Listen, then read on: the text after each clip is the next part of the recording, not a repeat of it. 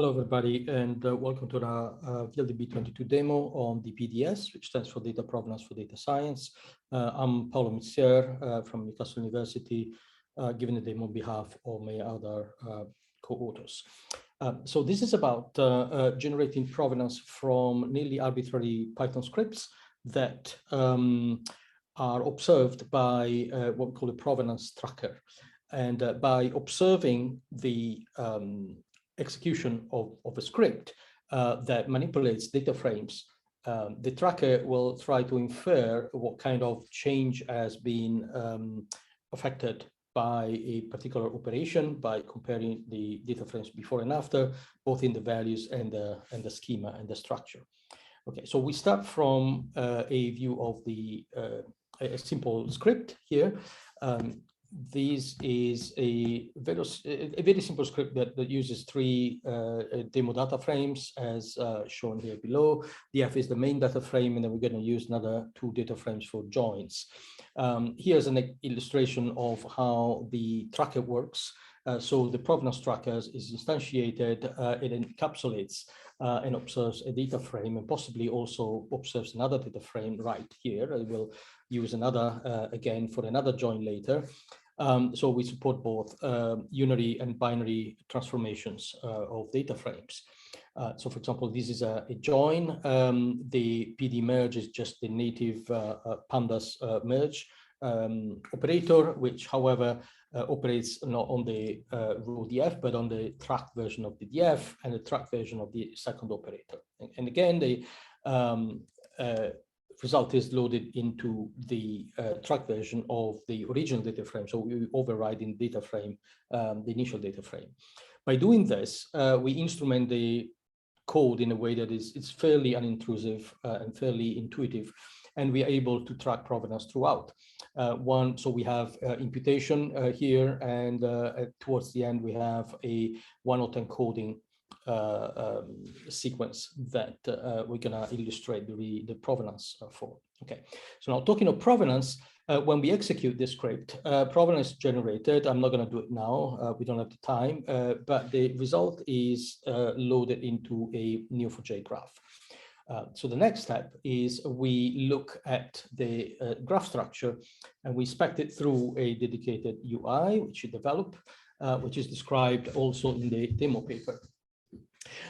So at the bottom here, you see a version of the provenance graph that is at the data frame level. Okay, so reading from right to left, as we do for provenance, we have DF -1, which is the original data frame that we joined with DF0. And then this is the join, then there's an imputation step.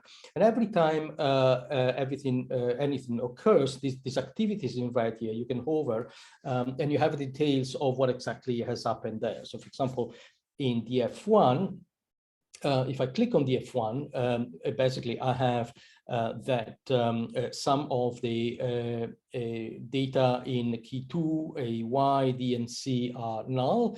40% of these values are null. And then there's imputation here that operates on A, Y, another on C, key 2, and D. Okay, so we expect that all of these will then be imputed. And because this is a dummy imputation, all we say is basically the result is we can look at the values, but the result is actually nothing is null anymore. Okay, we can actually look at the values. We'll do it in a minute, the before and after. But just to conclude with this walkthrough of the entire derivation at the data frame level, you have another join, and you have details on what has been joined. The result is DF4, which is then imputed again, and this is finally the space transformation is our one-hot encoding. So, for example, we can compare the structure of D5. So D5 has got these features here, okay, and the shape 7×9, and after one-hot encoding, we have D6, which have a different set of features and a different shape, as you can imagine. We can also go and say compare data frame. I can compare D5 with D6 for like a more immediate look at the glance. There are no nulls. here, and this is how the feature set has changed. These are the data types that have changed and so forth. I'm maybe interested in comparing the beginning and end, and so again, I compare data frames. I go from df-1 to df6, so beginning and end, and now you have a change in shape. There's nulls here, there's no nulls at the end, and we also have a view of the last operation that was performed when the F6 was produced. Okay, so we can see the sequence of operations here. So basically, these are in blue are the IDs of given by Prov, and this is how the data frames have evolved. So basically, what the UI allows us to do is to navigate through this.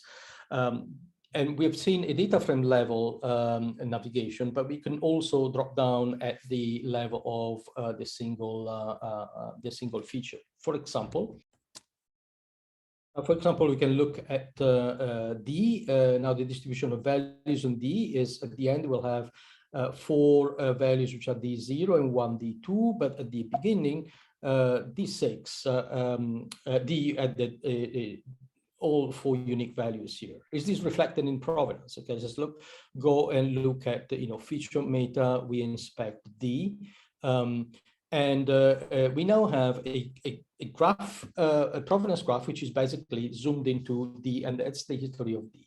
And so D0 has these distinct values, 1 value each, as we anticipated. Oops. And then if we move to the end, D4 will have, again, 4 values for D0, 4 tuples with D0, 1 for D2, and 1 has been imputed. Okay, and we can track what has happened in the in between and how this imputation, this transformation has occurred over time and across each of the operations. Okay. And so once again, we can over each activity and get details on what kind of transformation was transformed as D1 in D2 and so forth. We can do it for every features. We can compare the frames. So there's a few other features that we don't really have time to demonstrate here. So I'll just summarize.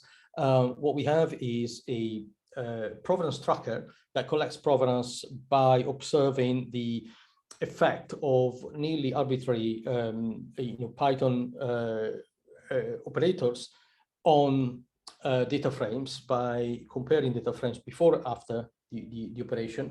The provenance is then stored into a Neo4j database, and we can render it, and we can browse it, and we can inspect summary statistics, both at the data frame level as well as the single feature, and in the near future also at the level of the individual values that are tracked by the provenance. With that, we are available for questions, but for now, thank you very much for your attention.